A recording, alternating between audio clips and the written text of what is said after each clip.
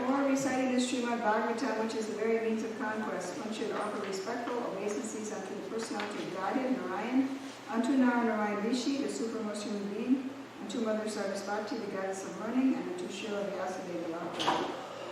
Shringatam Swakata Krishna, Punya Shravana Kirtanaha, Vidyantasto Yabhadrani, Vidunoti Suritsatam, Shri Krishna, the personality of Godhead, who is the Paramatma Supersoul in everyone's heart, and the benefactor of the truthful devotee, cleanses desire for material enjoyment from the heart of the devotee, who has developed the urge to hear his messages, which are in themselves virtually so unpopular and enchanting. Nashtapaishu Bhadreshu Nityam Bhagavata Sevaya Bhagavati Utamashloke Bhakti Bhavati Naishtaki. By regular attendance in classes on the Bhagavatam and by rendering service to the pure devotee, all that is troublesome to the heart is almost completely destroyed, and loving service unto the personality of Godhead and his praise with transcendental songs is established as an irrevocable fact. So, we have a reading from Srimad Bhagavatam, Canto 2, Chapter 3, which is titled Pure Devotional Service, and it's verse 18. Tarava Kim Na Jivanti Tarava Kim Na Jivanti Vastra Kim Na Shwasanti Uta Vastra Kim Na Shwasanti Uta Na Kadanti Na Mehanti Na Kadanti Na Mehanti Kim Rame Pashavo Pare Kim Rame Pashavo Pare Tarava Kim Na Jivanti Vastra Kim Na Shwasanti Uta Na Kadanti Na Mehanti Kim Grame Pashavo Pare Tarava Kim Na Jivanti Vastra Kim Na Shwasanti Uta Na Kadanti Na Mehanti Kim Grame Pashavo Pare. Could you do that second line one more time? Second line? Yeah. Vastra Kim Na Shwasanti Uta Vastra Swasantyuta. The Y goes right into the U. Santuta. Swasantyuta. Yeah, almost like one Swasantyuta. Swasantyuta. Oh, the Y goes over to the U. Yeah, just go right to that. Is it? It's one syllable. Tarvakimna Jaivanti.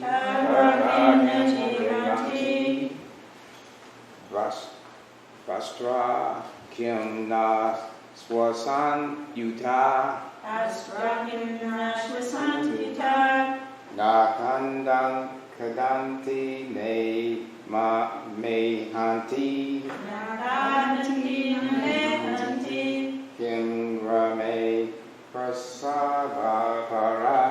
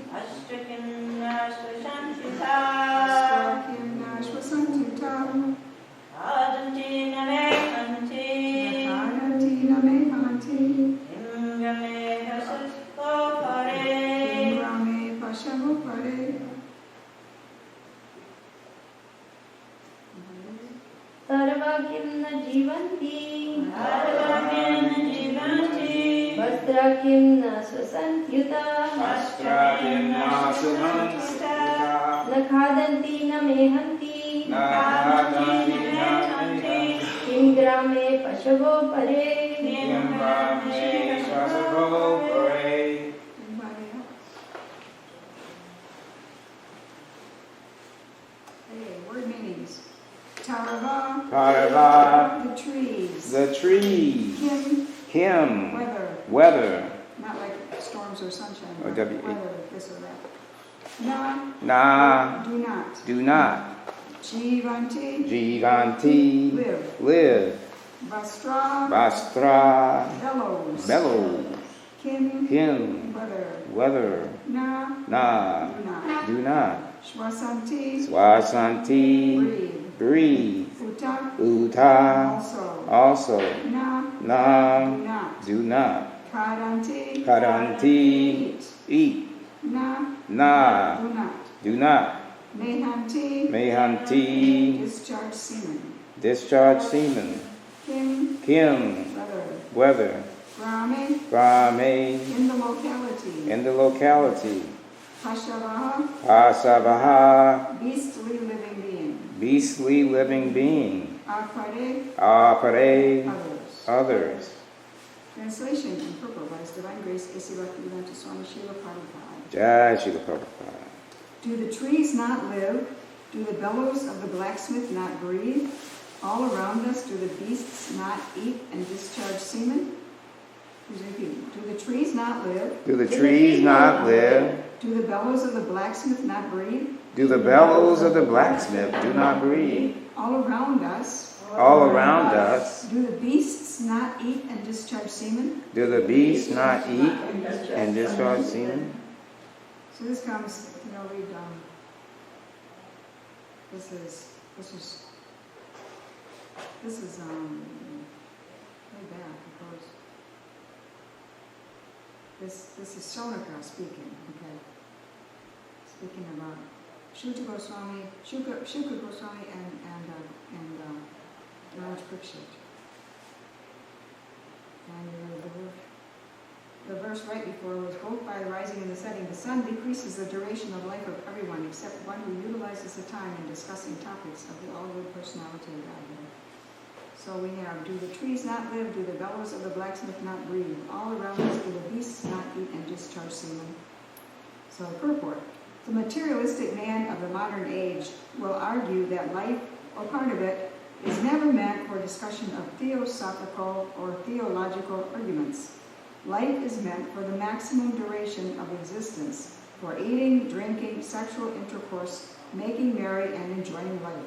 The modern man wants to live forever by the advancement of material science, and there are many foolish theories for prolonging life to the maximum duration.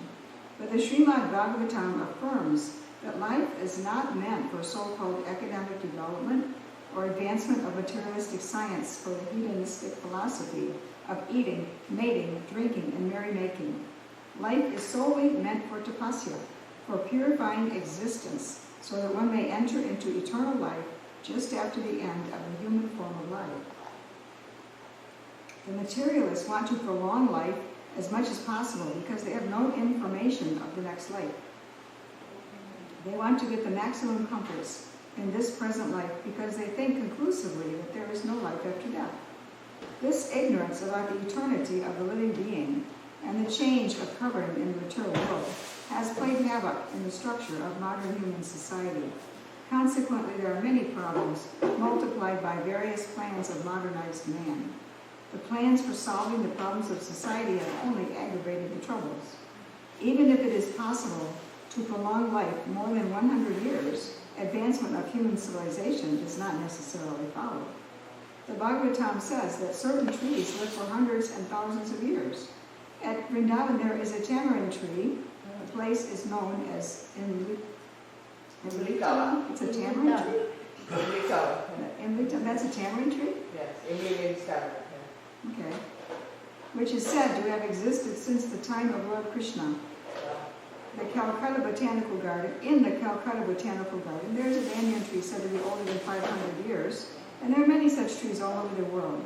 Swami Shankaracharya lived only 32 years, and Lord Chaitanya lived 48 years. Does it mean that the prolonged lives of the above-mentioned trees are more important than Shankara or Chaitanya?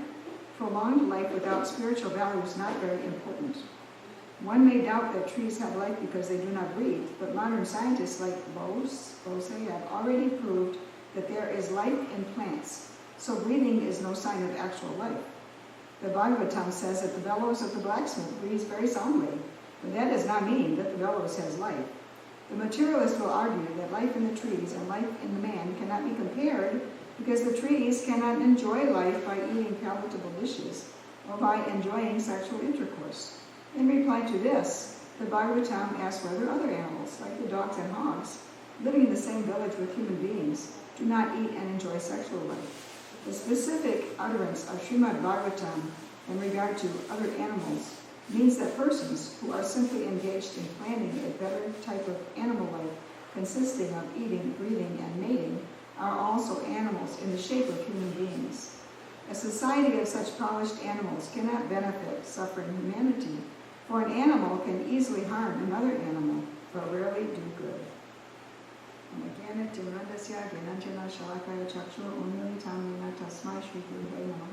I was born in the darkest of ignorance, and my spiritual master opened my eyes with the torchlight for knowledge, after my respectful obeisances unto him. So, an example, before I forget this detail, of trying to fix things, make them better, and only making it worse. So many times with so much modern invention has caused so much pollution and global warming, and now they're admitting that they are actually, what do they call it, chemtrails, actually putting substances in the sky to reflect some of the sunlight to try to hold back the effects of the global warming that they cause. And so what they're putting in the sky is probably low toxic, it's going to drift down, and that will make even more problems. So all they do is try to fix problems that they created and make more problems, and then they have to fix them if they can, and they won't be able to really. So it's an example. So I just wanted to say it before I forgot that one. I probably forgot everything else. Let's see. So the materialist thinks that a long life is really, really important. Now I am older than Lord Chaitanya got to be in his walk on the earth, and I think that's good. I wouldn't say I should have died at 48 or something like that, because the more I live my life, the more I can grow and serve Krishna. So it's good to try to keep your life prolonged as much as you can if you're being Krishna conscious. And if you're not a devotee, if you're not being Krishna conscious, you're just going to do that anyways, because you think it's all about enjoying. But actually, a short life spent in devotional service, there's nothing wrong with that. Nothing wrong with that. And actually, Srila Bhaktisiddhanta did not get, I don't think he got as old as I am either. I can't remember what the number was, I just learned his age, and it was younger than me when he passed. So, And Prabhupada could have possibly lived longer, but different ailments caught up with him and his body and so on. But while they're here, they totally surrender to Krishna and then go back to Godhead. So that's what we have to do with whatever life we have. Understand this. Now, I was thinking of things like, one thing I was thinking about was how I read in the 11th canto. I'm not going to look it up and read it, but there's quite a few verses. But it's talking about, in the 11th canto, it's talking about the Vanaprastha stage of life. And really it's talking about the old way, because this is not what Prabhupada taught us to do. Not what he did. But it's like go to the forest and live a simple life, summarizing it. Just live a super simple life in the forest. Don't cook anything. Just eat roots. Just eat what you find in the forest. You can cook some things or not, but your diet becomes very simple and very much self-sustaining off of what you find in the forest. And you get skinnier and skinnier. And then you go to Janaloka, which means you get skinnier and skinnier until you die. So when you take that kind of vanaprastha, you go to the forest, it's goodbye to all comforts forever for this, as far as we know of in our life. And just letting go of them and goodbye to them. It's like Appalachian Trail, when people hike the Appalachian Trail, they undergo such austerity and just have such a minimum amount of things they carry. Sometimes they get lost and they run out of food and they try to find things to eat. Okay, but they know, or at least they hope, if they're lost, they hope they'll be found. Or if they're just hiking through, it might be days or weeks or even months. They're living super austerely. They're not bathing fully. They're just eating what they can carry or something, or what they can get in the next town. And hiking and just the woods, and just camping, sleeping on the ground or something. So it would be like, that old style of vanaprastha would be like Appalachian Trail unto death. Not thinking, well, when this is over, I go back to my nice house. None of that. Appalachian Trail unto death. And that's the, and getting skinny on this diet of roots and fruits. So we think, oh, that's bad. How can you live on that? Well, you don't, you die. And you go to Janaloka. So this is kind of a shocking thing. And this is not the kind of vanaprastha Prabhupada talked about. Prabhupada talked about just renouncing from householder life and getting more dedicated to the mission somehow, or to your sadhana, to the mission of preaching, like that. So this is really how he told us to do. But in our mind, we can do that. We can say, goodbye to those youthful thoughts that I will enjoy. Goodbye to those youthful thoughts of that life will become comfortable. Just gradually, goodbye to these things. Goodbye to the youthful body. Goodbye to all these things. It's like, it feels, as I'm getting older myself, I can feel like it's pushing forward into the unknown, and goodbye to things that I used to like to think about. Little ways in me, I can feel the goodbyes happening. And so it's old age unto death. So it's not like, wow, this old age, I could feel, like when I was like about 45, I was really into the idea of getting old. I thought that would be cool, I'm going to get old. And I'm kind of beyond that now. I've been there, done that. So I have to do something different. But actually, there's no different. It's old unto death. And so feeling yourself going down, losing some physical strength and energy and so on, forgetting a few things, not able to do the big projects that I always thought I would do, like that, not expecting any more comfort than what I have now, whether bodily or in my home or whatever, old age unto death. So what did Yudhisthira do? So I was looking up Yudhisthira also. When he decided, Krishna had left and he decided it's time to go back to Godhead. So we'll go back and read that. It's not so long, so I can read that.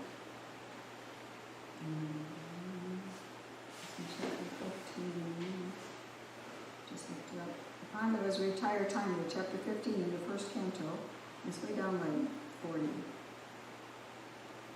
Well, in about 32, he's somewhere around there. He's decided he's going to go back to Godhead. So he does this, preparation. He sets up the new leadership, installs Parikshit on the throne. Let's see, 49. Okay, 39. Then he posted Vajra, the son of Aniruddha, grandson of Lord Krishna, at Mathura as the king of Sushema. That was after he crowned his own grandson. Afterwards, Maharaj Yudhisthira performed a Prajapatya sacrifice and placed in himself the fire for quitting household life. And 40. Maharaj Yudhisthira at once relinquished all his garments, belt, and ornaments of the royal order and became completely disinterested and unattached to everything. 41. Then he amalgamated all the sense organs into the mind, then the mind into life, life into breathing, his total existence into the embodiment of the 5 elements, and his body into death. Then, as pure self, he became free from the material conception of life. 42. Thus, annihilating the gross body of 5 elements into the 3 qualitative modes of material nature, he merged them in one niscience, and then absorbed that niscience in the self, Brahman, which is inexhaustible in all circumstances. He did creation backwards. Because you have Brahman and you have what's the word, tattva? What tattva is it that's the origin? Not panchatattva, that's what comes out of the Mahatattva? Huh? Mahatattva, yeah, okay, just wait for a minute. Okay, the Mahatattva, and then it becomes separated into the 3 modes, and then the elements, and then the forms, and like that. So he's doing it backwards. So you think, wow, how can you do that? Then it says 43. After that, Maharaj Yudhisthira dressed himself in torn clothing, gave up eating all solid foods, voluntarily became dumb, and let his hair hang loose.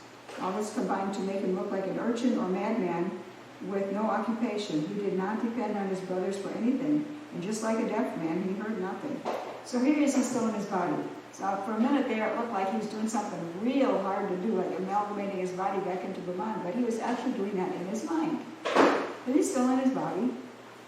So this is an example for us. We can do this in our mind gradually over these years.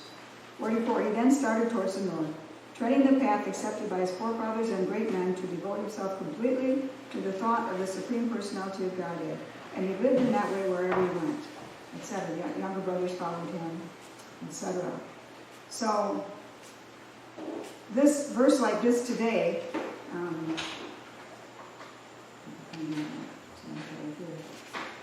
is comparing, thinking, are we so great just because we have these material things? Are we so great that we think we are alive? Well, the trees are alive. The trees may live for thousands of years. What have they accomplished? They just sit there and live. And they do breathe, but not in and out like that. They have respiration that pores in the leaves, and the air molecules do go in and out a little bit right there. And then the roots, most land plants can't live in total water. The roots need some air. They need some oxygen.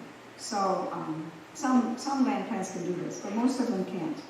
So anyway, there's some breathing. Scientifically, there's some breathing in a sense, in a chemical sense. But in the in and out sense, no, they don't breathe with the chest going in and out, air going in and out like that. But they live. So why are we so proud of being alive? You know, we got a body, they got a body. So just because we live, is that something great?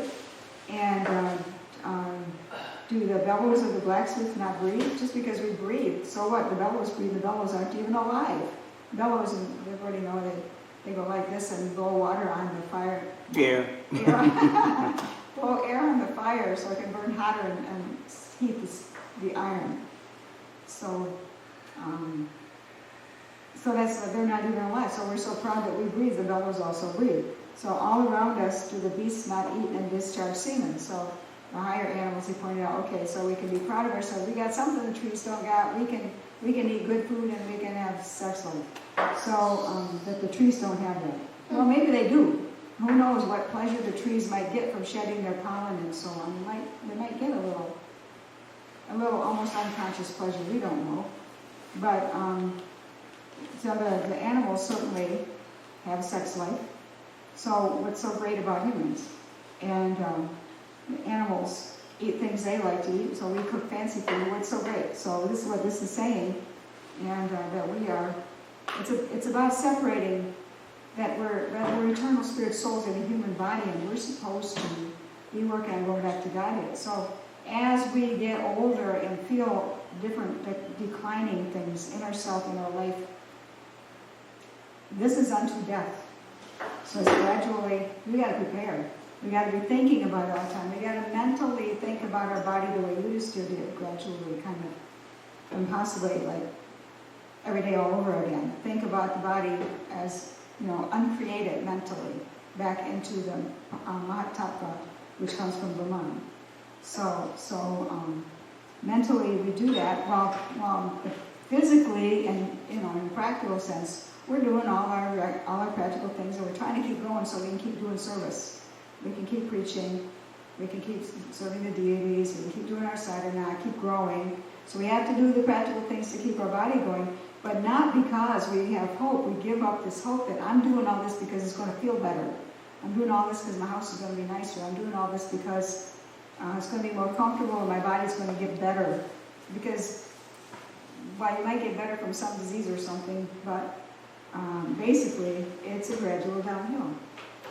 So, and we will feel ourselves losing things. Like my grandma, when she set the woods on fire because she liked to burn her trash.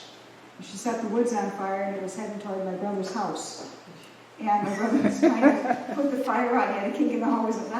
Some passerby called the fire department. They came. And so afterwards, my grandmother was told not to burn trash anymore. It was a windy day and she was burning trash. And she thought she had her hose nearby, but it had a kink too or something.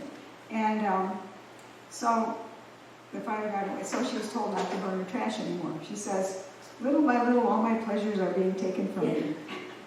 But that's the truth. That's the truth. When we're young, we can handle burning trash. Like when we're old, we can't move fast enough. It's not safe anymore. And so many things like this. Eventually, we have to give up driving because we don't have good reflexes. And everybody likes their independence in driving. So go up, improve, and then go down, over and unimproved till it might end up totally helpless, like a baby. Some people do. So, and it's unto death. So we have to understand that just having these material bodies is not the great thing. Just having a material life is not the great thing, and just having enjoyments and stuff, and knowing how to enjoy in a polished way. It's about detaching from this. We don't belong in these material bodies. We belong in the spiritual world. So even though it's really scary to think, what will I do without my body? It will be taken away from. What will I do? But in the spiritual world, you don't need it. So we're trying to go back to the spiritual world so we don't have to do this death process again and again and again. And we can actually love Krishna and see him face to face. The true friend that we're always looking for, the ideal friend, and then we're always disappointed. Well, Krishna is the real friend, and we'll be with him. So that is our goal, even though we forget regularly. The practical matters we kind of forget, but then we remember again. Remember that we're trying to please Krishna and go to Krishna. So, I'll stop here. So that come into a question. I thought it was something when you were mentioning about these scientists or whatever they call it, trying to prevent this global warming by doing something. And what came to my mind that I see that they're trying to solve all these problems of disease, and they come out with this new and nicely invented kind of medicine that will help the disease, get rid of the disease, but then they'll say, oh, but you have all these side effects. Mm-hmm. You can increase your heart rate, it can give you more bleeding in your body, it can even do this or that. It's like, I'd rather depend on Krishna. I think practically something can get done. Whether it's taking herbs or something like that. Mm-hmm. But you see that they're always trying to find a new way to solve longevity or something like that. But Prabhupada said it's 100%. And what use is longevity if you're not serving Krishna? If you are serving Krishna, well, you do your best with what you got, and you may try to increase it if you can, so you can increase your service life. But and the medicines, even they have all these vaccines supposed to keep you from getting sick, and people are getting so sick from the vaccines. Different people, different children. It was said that the truest form of violence is to shorten somebody's life, or to knock them out of their body so they can't make any more spiritual things. To interrupt their spiritual life. And that's really the crime of murdering someone. Even killing animals because they're in their progress. They have to live through what they have to live through as animals in order to make their progress. That's why we're not supposed to kill animals. Yeah. One other side point is that when Krishna was talking about the medicine, so I was remembering back in the 80s when they didn't know what AIDS was, and then they started to realize what it was, and what, that had to do with needles and sex life, and they wanted a cure, and I just kept saying, well, stop doing those things. Mm. But no, I want to still do that. Yeah. I still want to do these things that are sinful, and because they don't believe it's sinful, they've rationalized that it's not sinful. If it feels good, do it, and it feels good to me, and this is who I am, and blah blah blah. But find a cure for them. And they got very militant about the rest of the society doesn't care about us because they're not doing research to find a cure so that we can continue in our dark activities. Mm. I mean, it's how the mind, like animal society. So it is animal society, but it's a strange form of animal society that, and they do things that animals would never do. Most animals are pretty, have their species and like that, and they don't get confused about genders and, most of them, not all of them, but Some exceptions, I don't know. yeah, there are.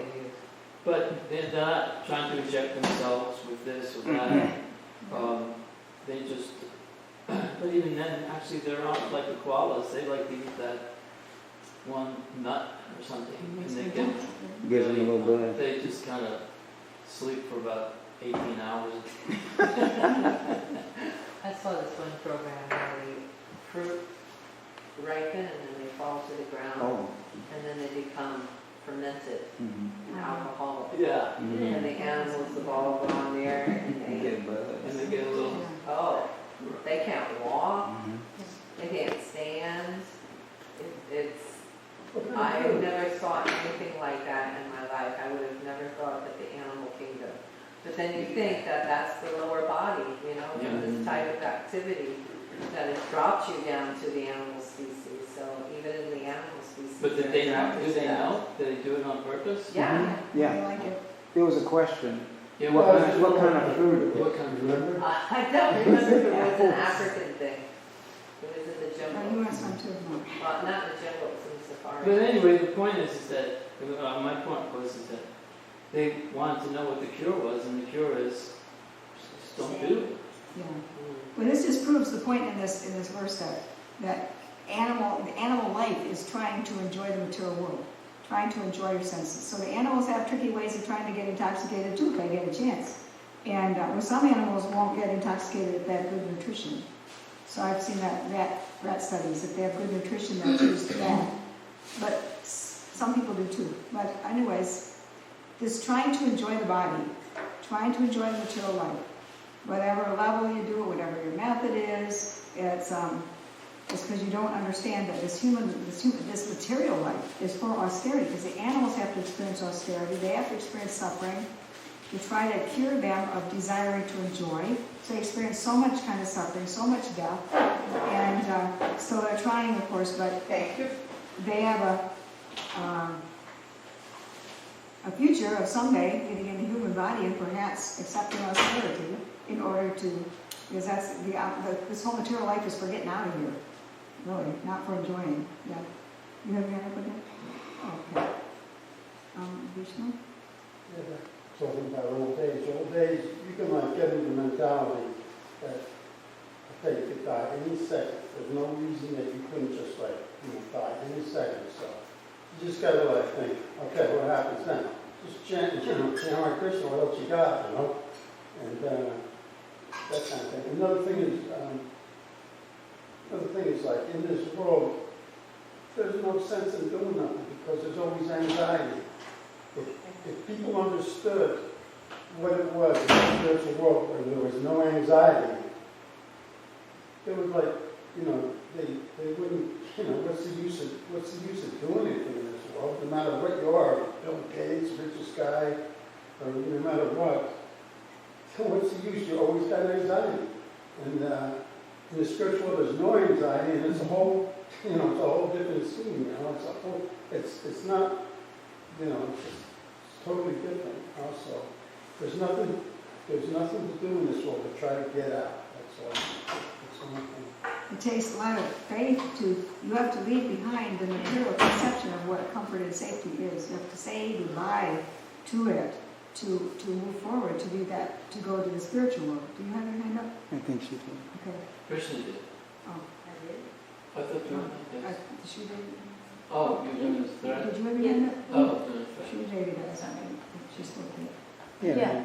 So, yes, we all, we know the philosophy, this place sucks, it's terrible, this thing, that thing, that thing. But when we preach like that, I mean, here, of course, we're all devotees and we have been practicing for a while, it's different. But I was just, as you know, I was in New Orleans serving over there, and there was a Sunday feast lecture, and there was, of course, this very earnest young man, propounding the philosophy. He did a good job. But, everybody was zonked because, you tell newcomers, this material world sucks, it's a horrible place, you have to get out, you have to do this, and nothing good here, this thing.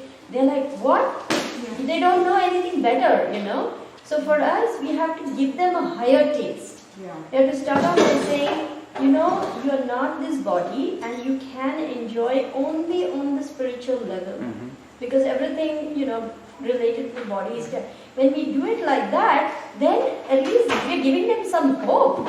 I mean, yes, this material world is hopeless, but why does Srila Prabhupada say chant and be happy? Because he wants us to be happy even though we are in this horrible place. And the only way to be happy is to be in the spiritual energy.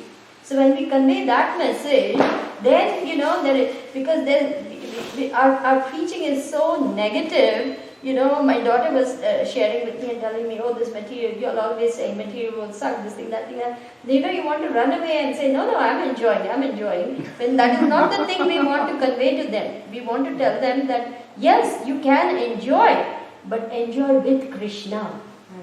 Have the real enjoyment, have the real happiness. Don't go in for this temporary and don't cheat yourself. Don't get shortchanged. That's the message we need to convey. I just wanted to share that. Yeah, well, it's like the verse just before this. So this one was sort of like really on the negative stuff. But the verse before, both by rising and by setting, the sun decreases the duration of life of everyone, except one who utilizes the time by discussing topics of the Lord with personality of Godhead. So that's what we ought to give taste for. Right. Yes. Thank you. Yes, I think that question was asked to Prabhupada, what's the purpose of life? He said, to enjoy. And everybody said, what? And then he finished it, to enjoy serving Krishna. Yeah. So, was it close to that? Yeah, you don't know how to enjoy. And there really is so much enjoyment when we really want to serve Krishna and try to serve Krishna. That is the real enjoyment, that is the real happiness, and that inspires you, enlivens you, excites you, enthuses you to keep going more and more and more. That's why Prabhupada said we don't do that old kind of process.